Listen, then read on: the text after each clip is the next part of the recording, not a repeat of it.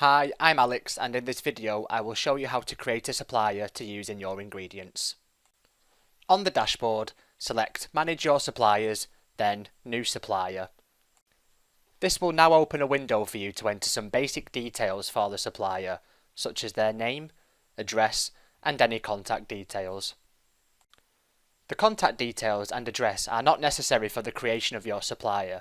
However, inputting these details will give you quick and easy access to this information should you ever need it. Once you are happy with the details that have been entered, press Save.